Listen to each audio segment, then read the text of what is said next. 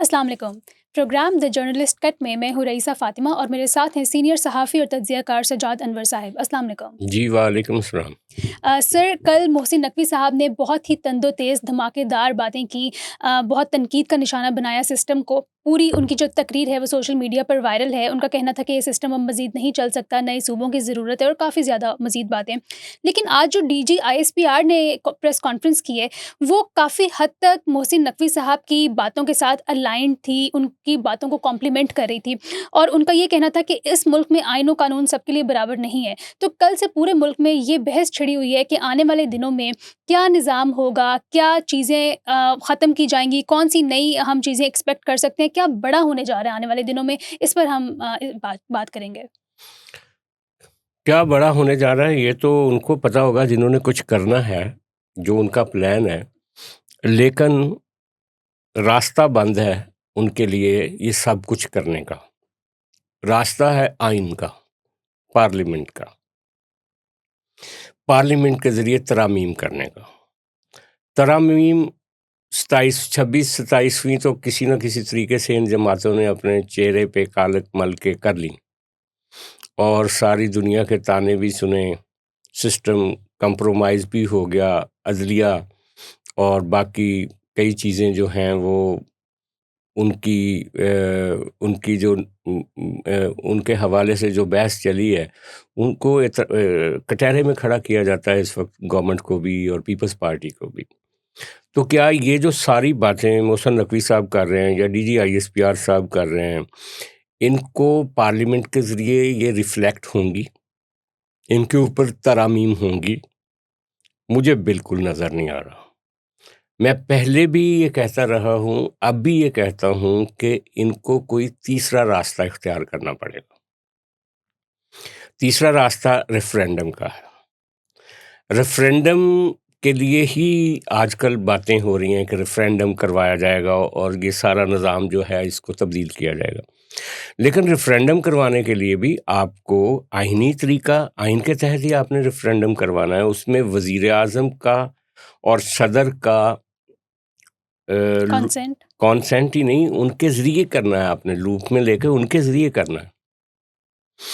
तो क्या वो अपनी पार्लियामेंट के इख्तियारात को और अपनी आइनी तरमीम का जो 2/3 मेजॉरिटी का हक है, वो किसी रेफ़रेंडम के सामने सरेंडर करेंगे? ये एक सबसे बड़ा जो दोनों जमातें हैं, मुस्लिम लीग नून और पीपल्स पार्टी, इनके लिए इनकी हिस्ट्री पे इतना बड़ा दाग लग जाएगा कि उसको ये धो सकेंगे, बर्दाश्त कर सकेंगे, करेंगे, नहीं करेंगे, ये एक सबसे बड़ा सवाल है। ठीक है।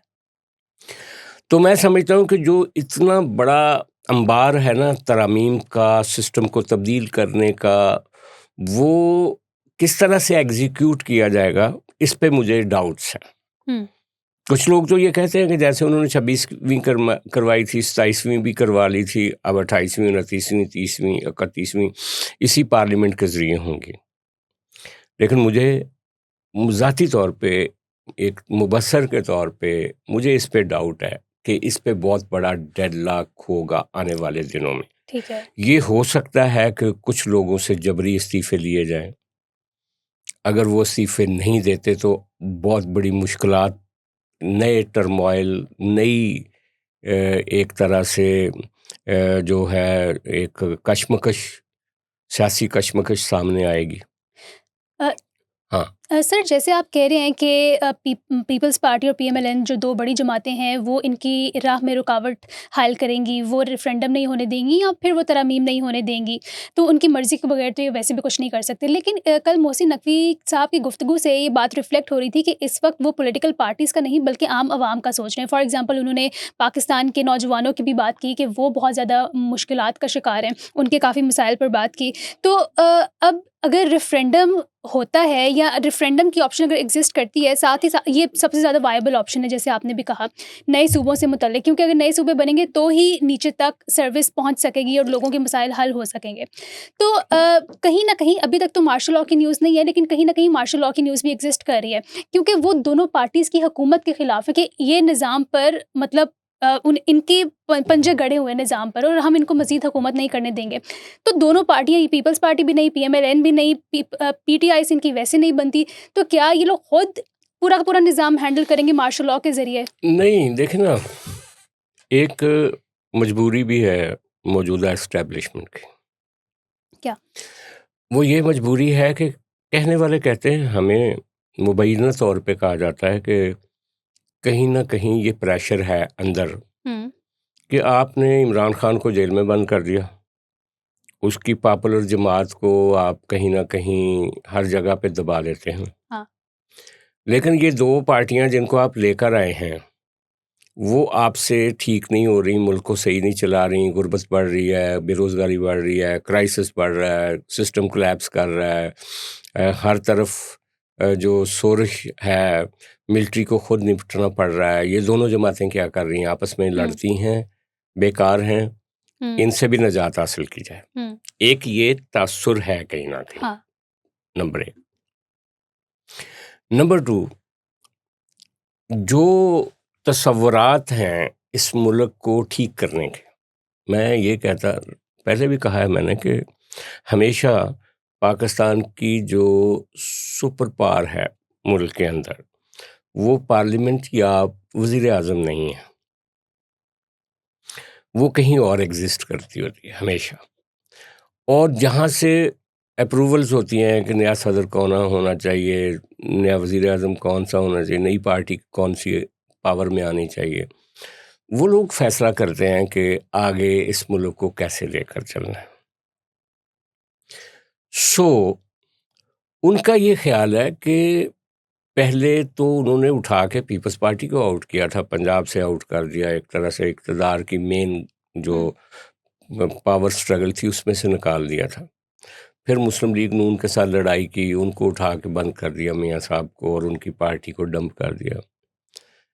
फिर तीसरी ऑप्शन ली उन्होंने इमरान खान साहब की। इमरान खान साहब आए, उनके साथ मिल के काम कर रहे थे बड़े हँसी-खुशी, फिर वो घर भी टूट गया।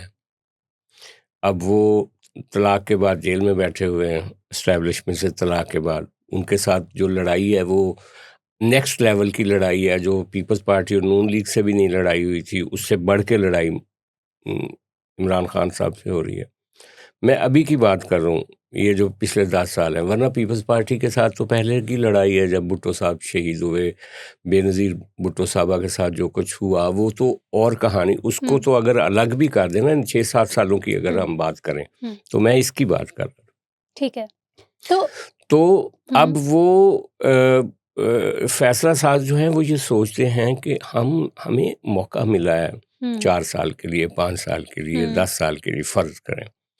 तो हम एक जौहरी तब्दीली करें पूरे निज़ाम के अंदर, ताकि पता चले कि कोई एक ज़माना था जब लोगों की दाद-रसी की गई, खुशहाली आई, सिस्टम रीसेट हो गया, जैसे मोहसिन नकवी साहब कहते हैं कि सिस्टम को रीसेट करना पड़ेगा। ये एक ख़्वाहिश है। हुँ, अब ये ख़्वाहिश तो बहुत अच्छी है, बड़ी हुँ, खूबसूरत है। उनके तज़िया, उनके जो एडवाइज़र्स हैं, उन्होंने जो पेपर्स तैयार किए होंगे, नए नक्शे बनाए होंगे, नई फ़िज़िबिलिटीज़ बनाई होंगी कि कितने सूबे बनेंगे, उनका क्या निज़ाम होगा, कैसी नई लीडरशिप आएगी और मुल्क जो है वो एक तरह से एक नई पटड़ी पे चढ़ जाएगा। तारीख़ की जो पिछली सारी महाज़राइयाँ हैं वो ख़त्म हो जाएँगी। एक तस्वीर है बहुत खूबसूरत उनके ज़हन में। हुँ, बनाई गई है। वो जैसी भी बनी है वो बनी हुई है तस्वीर, हुँ, और वही तस्वीर है जो कागज़ों पे लाके 28वीं, 29वीं, 30वीं, 31वीं हुँ, तरमीम के लिए मसौदे वज़ीर आज़म के टेबल पे पड़े हैं। अब उस खूबसूरत तस्वीर में मुस्लिम लीग नून का वजूद नहीं है और पीपल्स पार्टी का वजूद नहीं है।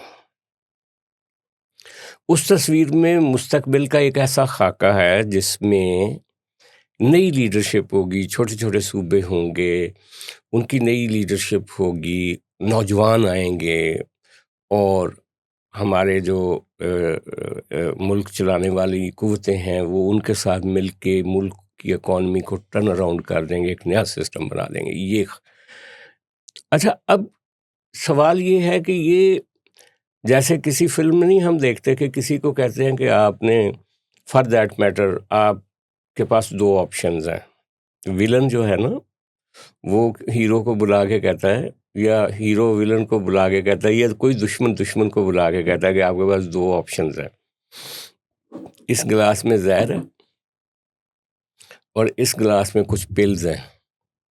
जहर पियोगे तो अभी फौत हो जाओगे, पिल्स हैं खाओगे तो शायद घर जाके फौत हो जाओगे। इनमें से चॉइस तुम्हारी है। है तो मरना। है तो मरना।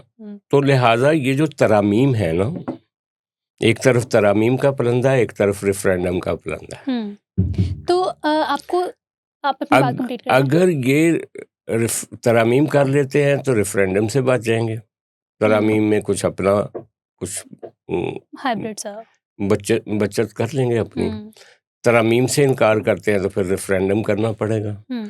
अगर तरामीम और रेफरेंडम दोनों से इनकार करते हैं तो फिर आपको घर जाना पड़ेगा, क्योंकि हमने जो सोचा है वो तो हमने करना है। ये एक डेडलॉक की तरफ चीज़ें जा रही हैं। और मार्क माई वर्ड, अगर ये इस पे इंसिस्ट करते रही हमारी मुक्तदरा इन तसव्वुरात पे, जो तसव्वुर मोहसिन नकवी साहब ने पेश किया या जो तसव्वुर DGI इस्पियार ने पेश किया, तो फिर तो ये होगा कि आने वाले दिनों में कुछ इस्तीफे होंगे। हो सकता है पार्लियामेंट ही मतलब पीछे हट जाए इन सारी चीज़ों से, सियासतदान खुद इस्तीफे दे के घर को चले जाएं, या हो सकता है कि वो कहें कि हम फ़ाइट करेंगे। फ़ाइट कितनी कर सकते हैं, सबकी फ़ाइलें हैं, सबको ना भी फ़ाइलें हों तो कोई कार्रवाई करना तो कोई मुश्किल काम नहीं है। तो आने वाले दिन या इनकी खामोश मौत होगी सियासी जमातों की, खुद कबूल करेंगे, अपने फंदे को चूमेंगे और फांसी घाट में चढ़ जाएंगे, या फिर ये मज़ाहमत करेंगे और इनका नुकसान होगा। नहीं, तो आपको लगता है वज़ीरों में भी एक बहस छिड़ गई है, एक दुश्मनी शुरू हो गई है, उस पर तो बाद में आते हैं, लेकिन क्या आपको लगता है कि कल ये जो चिंगारी भड़की है, इस जंग में कौन जीतेगा? एस्टैब्लिशमेंट जीतेगी या पॉलिटिकल पार्टीज़ जीतेंगी? और क्या ये लोग जैसे PTI को कॉर्नर कर पाए हैं, क्या ये लोग पीपल्स पार्टी और PMLN को भी बआसानी कॉर्नर कर पाएंगे?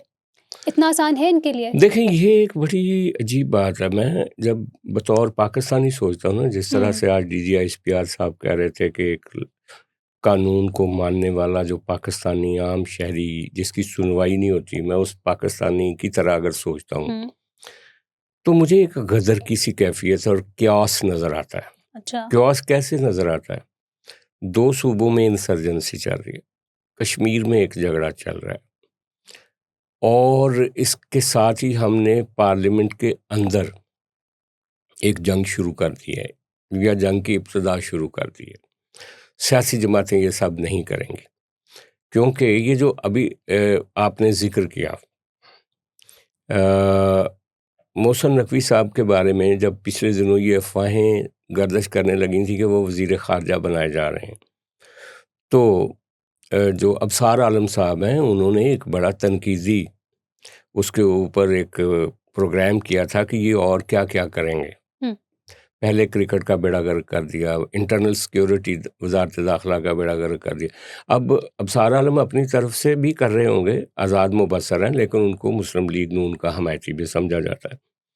फिर उसके साथ ही साथ आज ख्वाजा आसफ साहब ने जिस तरह से अलीम खान साहब को बैश किया, उनका रेजिग्नेशन तलब कर लिया कि अगर ये दोनों जमातें कश्मीर के लोगों को लूट रही हैं या उनके का इस्तेहसाल कर रही हैं, तो फिर आप इन दोनों जमातों के साथ क्यों बैठे हैं? तो लड़ाई तो शुरू हो गई है एक तरह से इब्तदाई तौर पे। अब ये बहुत ज़्यादा कोऑपरेटिव तो वज़ीर आज़म साहब हैं इस सारे सिस्टम के साथ, और सदर जरदारी साहब हैं। वज़ीर आज़म साहब को कल ही मोहसिन नकवी साहब ने ये कह दिया कि आप 18 घंटे की बजाय 20 घंटे भी काम कर लें तो आपसे हम खुश नहीं हैं। हालात तो वही के वही हैं। नहीं, मतलब डिस्प्लेयर है कि आप जितना मर्जी काम करें, उससे कुछ आप तब्दीली नहीं कर पा रहे हैं। तो आपकी ये मेहनत रायगा है, उनको साफ कह दिया गया कि इसका कोई फ़ायदा नहीं है।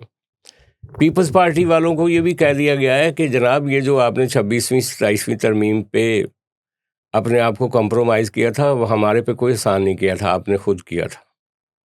ठीक है। अब आगे भी करें। अब जरदारी साहब के पास क्या स्पेस है आगे उनके साथ तावन करने के लिए? बहुत सारे लोग कहते हैं कि वो तावन करेंगे, बहुत सारे लोग कहते हैं वज़ीर आज़म साहब तावन करेंगे, लेकिन उनकी पार्टियां ख़त्म हो जाएंगी अगर इसी तावन में, तो कहीं ना कहीं उनको ब्रेक लगानी पड़ेगी ना। तो इसलिए मैं समझता हूँ कि आने वाले दिन बड़े एक डिसाइसिव भी होंगे, उनमें क्योस और बढ़ेगा, सियासी अफरा तफरी होगी और उसके नतीजे में कुछ ऐसे फैसले करने पड़ जाएंगे कहीं ना कहीं जो आइन से हट के होंगे। अच्छा, क्या आपको लगता है कि जैसे बिलावल भुट्टो ज़रदारी साहब एक उभरते हुए प्रोग्रेसिव लीडर हैं और बहुत सारे लोगों के ज़हनों में उनके बारे में सोच तब्दील हो रही है कि वो एक रवायती सियासत से हट कर सियासत करें, तो आपको लगता है कि इस्टेब्लिशमेंट अपनी सारी तजावीज़ के लिए सिर्फ एक पीपल्स पार्टी की सपोर्ट मतलब उनके साथ हाथ मिला सकती है? क्योंकि जो मुसवदा है ना, जो मोहसिन नकवी साहब ने या जो इस्टेब्लिशमेंट ने तैयार किया 28वीं तरमीम को लेकर, उसमें गवर्नर्स ख़त्म कर देने का उन्होंने फ़ैसला किया है, प्रेसिडेंट का ओहदा ख़त्म कर देने का फैसला किया है, तो वो भी एक निज़ाम में रीवैम्पिंग चाह रहे हैं और बिलावल भुट्टो ज़रदारी साहब भी निज़ाम में रीवैम्पिंग चाह रहे हैं। और एक और चीज़ कि बिलावल भुट्टो ज़रदारी साहब ने आज़ाद कश्मीर में रिसेंटली ये बात कही कि फेडरल गवर्नमेंट की उल्टी गिनती शुरू हो गई है या हो जानी चाहिए, ख़ास तौर पे अगर उन्होंने आज़ाद कश्मीर में धांधली की। तो आपको लगता है कि कहीं पीएमएलएन ना काउंटर मतलब साइड पे हो जाए और पीपल्स पार्टी उभर के सामने आ जाए? एक सियासी सपोर्ट तो चाहिए उनको। लेकिन जो जरदारी साहब की और मोहसिन नकवी साहब की मुलाकात हुई हाँ कल, जी, वो भी। उसमें उस मुलाकात में जरदारी साहब आम तौर पे तस्वीर में कभी गुस्से में नहीं होते, वो मुस्कुरा रहे होते हैं आम तौर पे हर तस्वीर में, लेकिन उस तस्वीर में उनके एक्सप्रेशंस जो थे वो नॉर्मल नहीं थे जरदारी साहब के। अच्छा। और दूसरी बात है कि पीएमएलएन से ज़्यादा इन तरामीम के हवाले से पीपल्स पार्टी ज़्यादा हसास है। आपने शेरी रहमान का बयान नहीं सुना? हाँ, उन्होंने कहा कि इस वक़्त में तो बिल्कुल एडमिनिस्ट्रेटिव यूनिट्स की बात नहीं की जानी चाहिए। एग्जैक्टली। और उन्होंने मोहसिन नकवी के इस तरह की तकरीर को एक तरह से रिजेक्ट किया। यस। तो मुस्लिम लीग नून तो कई हद तक ताउन कर सकती थी, लेकिन अब जब चीज़ें और ज़्यादा आगे बढ़ेंगी इस तरह से कि देखें ना, जो जो जो एक नक्शा है अभी तक, जो मुख्तलिफ तरीके सामने तो कोई चीज़ नहीं आई ना अभी तक, लेकिन जो पैरेलल मीडिया या कुछ लोग बता रहे हैं, सिंध के 3 हिस्से हैं हाँ जी। और जो 6 पंजाब के तकरीबन 6 हिस्से हैं। तो वो ख्याल क्या है, क्यों ये सियासी जमातें, सबसे पहला सवाल ये है कि सियासी जमातें सूबों की नए सूबे बनने के ख़िलाफ़ क्यों हैं? एक तो आईनी वजह है, वो कहते हैं कि जब तक उस सूबे की असेंबली करारदाद पास नहीं करती, 2/3 मेजॉरिटी से वो कोई बिल पास नहीं करती, आप उसके अंदर सूबे नहीं बना सकते। तो ये तो सूबे बनाने में सबसे बड़ी रुकावट समझी जाती है इस्टेब्लिशमेंट की तरफ से या उन लोगों की तरफ से जो चाह रहे हैं कि सूबे बने। ये आईनी रास्ता है। फिर कहा गया कि नहीं, अगर फेडरल लेवल पे कुछ तरामीम करके भी किया जा सकता है, वो आईनी रास्ता तो नहीं था। अब कहा जा रहा है रेफरेंडम कराएंगे। तो मेरा कहने का मतलब है, ये तो एक आईनी तरीका है ना, लेकिन जो सियासी वजह है, सियासी वजह क्या है कि क्यों सियासी जमातें मुखालफत कर रही हैं? सियासी वजह ये है कि हमेशा पॉलिटिकल पार्टियां ये समझती हैं कि अयूब खान से लेकर अब तक अयूब खान, ज़ियाउल हक और उसके बाद मुशर्रफ, उन सब ने लोकल बॉडीज़ का इलेक्शन इसलिए करवाया, जो आज DGI स्पेयर साहब ने भी बात की कि हम क्यों एलीट से बात करें, हम आवाम से क्यों ना बात करें। तो वो डायरेक्ट आवाम की जो नुमाइंदगी है कौंसलर्स के ज़रिए, उसको पसंद करते हैं। पार्लियामेंट की जो नुमाइंदगी है उसको पसंद नहीं करते। उनका ख्याल है कि वो एलीट आ जाती है ऊपर। हाँ। तो ये एक सवाल है।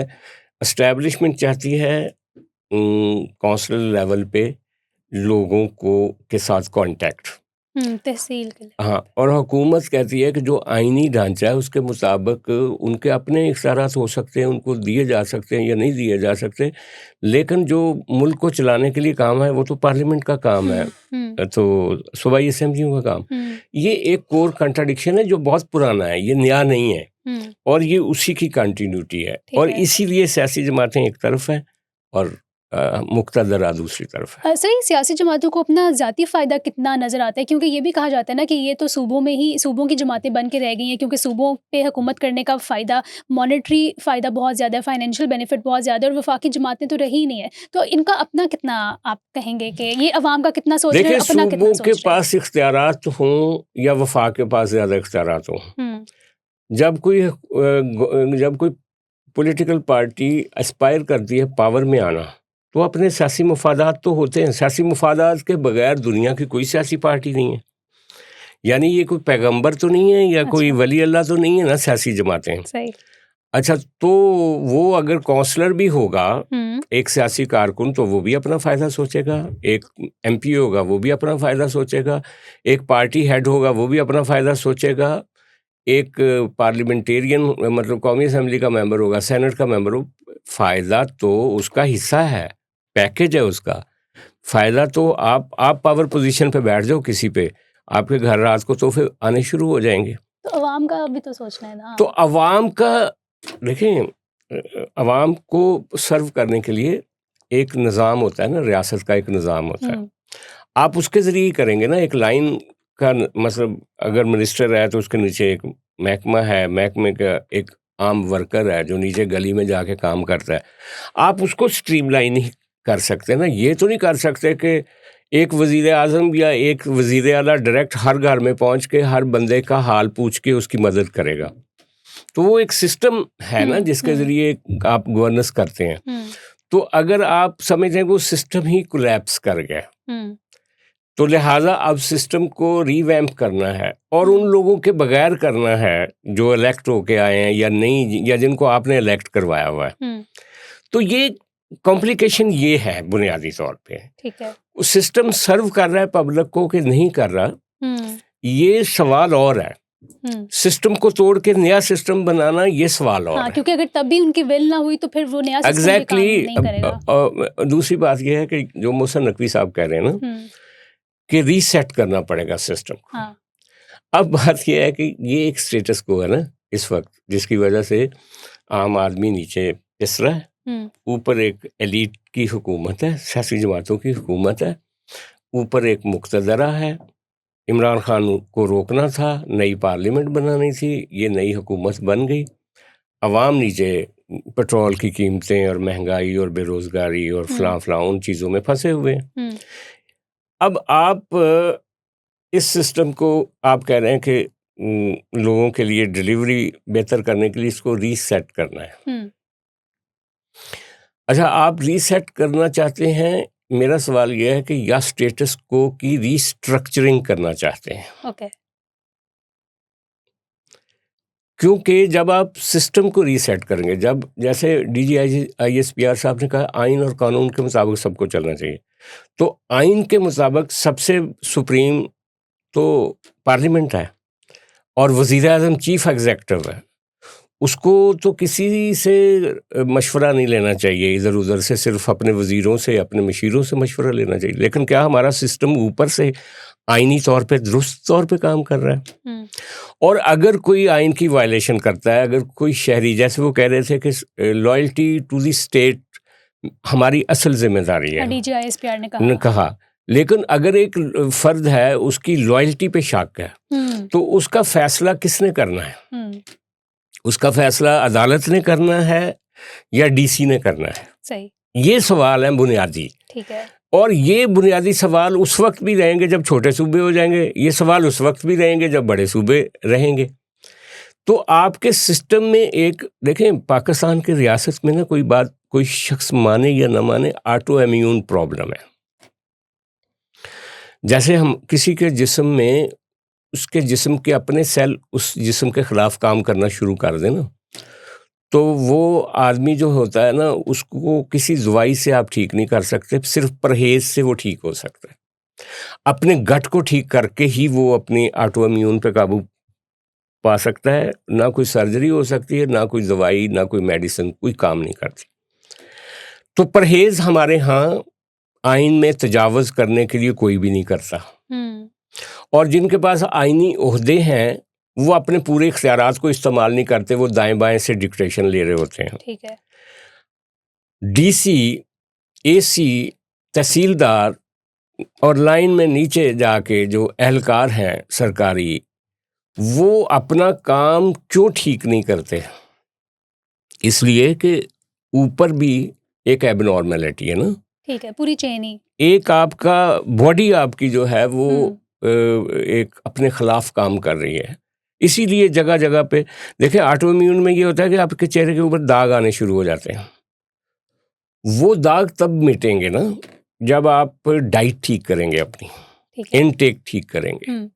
एहतियात करेंगे, हम्म। तभी जाके आप ठीक होंगे। बेस ठीक होनी चाहिए। बेस ठीक होगी। तो बेस अगर फर्ज करो मदाखलत की रहेगी, छोटे सूबे हो जाएं, बड़े सूबे हो जाएं। अच्छा, फिर ये जो DGISPR साहब ने कहा कि एलीट कैप्चर की बात की। सर, उन्होंने एलीट कैप्चर की जो बात की है ना, वो ठीक है, हम मानते हैं पूरे मुल्क में एलीट कैप्चर है, लेकिन बलूचिस्तान का पूरा मुद्दा ही उन्होंने एलीट कैप्चर पे डाल दिया है। और उनका कहना था कि ये जो एलीट है यही बलूचिस्तान के मसले को मज़ीद पेचीदा बना रही है और हम इसके इशू की रूट तक पहुंचेंगे। तो आप मुझे बताएं कि 70-75 सालों में क्या बलूचिस्तान की रूट कॉज की तरफ ये लोग पहुंच ही नहीं सके? देखें, ये जो सरदारों और नवाबों के बारे में गुफ्तगू की जाती है ना, जैसे सिंध के वडेरों के बारे में गुफ्तगू की जाती है, जैसे फ्यूडल्स के खिलाफ गुफ्तगू की जाती है पाकिस्तान में, उनके खिलाफ बात करना बहुत आसान है, क्योंकि उनके पास तो कोई वो नहीं है चीज़ ना कि वो अपने आप को डिफेंड करें। वो हैं कितने, उनका असर रसूख कितना है, उनके साथ रियासत की सहूलतकारी हो रही है या नहीं हो रही, ये सबसे बड़े सवाल।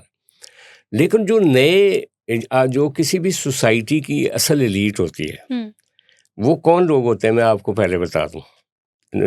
बलूचिस्तान का तो एक स्पेसिफिक इशू है ना कि वहाँ पे आम आदमी, हम कहते हैं सरदार और नवाब, लेकिन वहाँ का जो ट्राइबल लाइफ है वो तो अपने सरदारों और नवाबों को सब कुछ समझते हैं। अब उनका जो सोशल फैब्रिक है सदियों से बना हुआ, उसको हम तोड़ के एक नई मिडिल क्लास बनाने में टाइम लगता है। वो सोशल इंजीनियरिंग होती है। आप इंडस्ट्रियलाइज करते हैं, लोगों को रोजगार देते हैं, एजुकेट करते हैं। वो पैरेलल जब आम आदमी खुद सेल्फ सफिशिएंट हो जाता है तो वो किसी भी चौधरी के साय से निकल जाता है। एक नस्ल लगती है जैसे पंजाब में बड़े अरसे से एक नई मिडिल क्लास बन गई, सिंध में एक मिडिल क्लास इन मेकिंग है, बलूचिस्तान में वो मिडिल क्लास कहीं नज़र नहीं आती। वजह ये है कि वहाँ पे जो ट्राइबल सिस्टम है वो बहुत इंटैक्ट है। अच्छा, अब ट्राइबल सिस्टम के ख़िलाफ़ जब बात करना होता है तो बात होकर हम उन लहरों के ख़िलाफ़ बात कर रहे होते हैं जो रियली एग्जिस्ट कर रही होती। अच्छा, अब मैं सिर्फ ये कहना चाहता हूँ कि वो जो बलूचिस्तान की इंसर्जेंसी का इशू और वहाँ नवाब एलीट है, तो जो पाकिस्तान का बाकी हिस्सा है वहाँ जो एलीट है वो कौन सी है? सबसे टॉप पे है सियासी एलीट। अगरचे वो सबसे टॉप पे नहीं है, उनके मुकद्दर का फैसला भी कोई और ही करता है। यानी वो कौन आना है इक़्तिदार में, कौन जेल में जाना है, उसका फैसला उनकी बजाय कोई और कर रहा होता है। अच्छा, उसके बाद जो दूसरी एलीट है वो अस्करी एलीट है। तीसरी एलीट जो है वो मुआशी और कारोबारी एलीट है, जो आपके सनतकार हैं टॉप के। रियाज मलिक भी उनमें होता था जो आजकल बाहर बैठा हुआ, क्योंकि उसकी किसी और से प्रॉब्लम हो गई।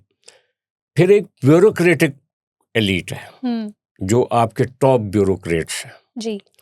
फिर एक अदालती और कानूनी एलीट है, बड़े बड़े यासन बोन साहब जैसे वकील और ये जो आपके जजेस हैं और जो टॉप के लॉयर्स हैं उनकी एलीट। और फिर उसके बाद मीडिया एलीट है, जो टॉप नॉच जर्नलिस्ट हैं, जिनको बुला के वज़ीर आज़म बात करता है या जिनको बुला के आर्मी चीफ बात करते हैं, जो हर जगह पे जाते हैं, या जो मालकान हैं, मीडिया मालकान हैं, वो एक एलीट है।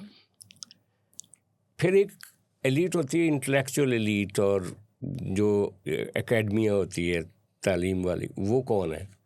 वो एक एलीट होती है, वो पाकिस्तान में है ही नहीं। अगर हैं तो वो क्रिटिसाइज़ करते हैं स्टेट को, और स्टेट कहती है ये एंटी स्टेट है। और जो प्रो स्टेट हैं वो बिल्कुल मुतालिया पाकिस्तान पे यकीन रखते हैं, वो उनके अपने इंडिपेंडेंट ख्यालात ही नहीं। अच्छा, और अगली जो है एक मजहबी एलीट है। अब जो मजहबी एलीट है वो एक हद तक एक ज़माने में मुल्ला मिलिट्री अलाइंस कहा जाता था कि वो रियासत के साथ मिलकर काम करते हैं। अब उनमें कई जमात इस्लामी भी उखड़ी है और मौलाना फजलुर रहमान भी उखड़े हैं। अच्छा जी, फिर आपकी सकाफ़ती और समाजी एलीट होती है जिसमें बड़े बड़े फ़नकार, आर्टिस्ट और आपके जो टॉप के एक्टर्स और डायरेक्टर्स और ये वो होते हैं। ये जो एलीट है आपके मुल्क में, क्या ये सर्व कर रही है आम आदमी को? मैं देख रहा था कि जो मोहसिन नकवी साहब के सामने लोग बैठे हुए थे, तकरीरें कर रहे थे, वो कौन थे? वो बिजनेस एलीट थी पाकिस्तान की, सर्विंग देमसेल्व्स। और वो उन्होंने नए रोज़गार के मौके कितने पैदा किए हैं, कितने नौजवानों को वो स्कॉलरशिप देते हैं। दुनिया के जो बड़े अमीर तरीन लोग हैं उन्होंने फ्री एजुकेशन के अदारे बनाए होते हैं, चेन होती है उनकी मुल्कों में फैली हुई। हाँ। हमारे मुल्क में ये जो बैठे थे मियाँ आमर साहब समेत सारे लोग, वो ये लोग हैं जो सबसे ज़्यादा पैसा सिर्फ एजुकेशन से कमा रहे हैं। वजह ये है कि ये सारे नौदौलतिये हैं, इनका पावर में हिस्सा नहीं है। उनका पावर में हिस्सा उनको चाहिए तो वो बड़ी सहूलतकारी करते हुए नज़र आ रहे हैं। ये सब अपनी अपनी एक्यूमुलेशन ऑफ वेल्थ। एग्जैक्टली। अच्छा, फिर इसी तरह आपके ब्यूरोक्रेट्स हैं। ब्यूरोक्रेट्स तो छुपे हुए हैं पर्दे के पीछे। सारा इल्ज़ाम या इस्टेब्लिशमेंट पे चला जाता है या सियासतदानों पे चला जाता है। जो सबसे ज़्यादा सेल्फ सर्विसेज करते हैं वो ब्यूरोक्रेट्स करते हैं, क्योंकि हर मिनिस्ट्री का अकाउंट ऑफिसर जो होता है वो उसका सेक्रेटरी होता है, और सेक्रेटरी अगर ना चाहे तो मिनिस्टर की बात भी ना माने। ठीक है। और सेक्रेटरी जो चाहे वो होता है। ठीक है। और उनका कभी जिक्र नहीं आता। ठीक है। अच्छा सर, आपको क्या लगता है कि सिस्टम पलटने में जो मोहसिन नकवी साहब बात कर रहे थे, स्टूडेंट्स या यूथ कितना बड़ा किरदार अदा कर सकती है? क्योंकि मोहसिन नकवी साहब ने खुद भी कहा कि अगर हमारे कॉकरोचेस इकट्ठे हो गए तो वो सिस्टम में बड़ा चेंज लाएंगे। और फिर मैंने ये भी देख रही थी कि सोशल मीडिया पर कि स्टूडेंट्स कलेक्टिव उन्होंने मीटिंग्स ऑर्गेनाइज करना शुरू कर दी हैं, आपस में मोबिलाइजेशन स्टार्ट कर दी है। पहले ही तंग हैं, Sindh service public service commission से तंग हैं, CSS वाले अपनी उम्र की हद बढ़ाना चाहते हैं, अटेम्प्ट्स के चांसेस बढ़ाना चाहते हैं।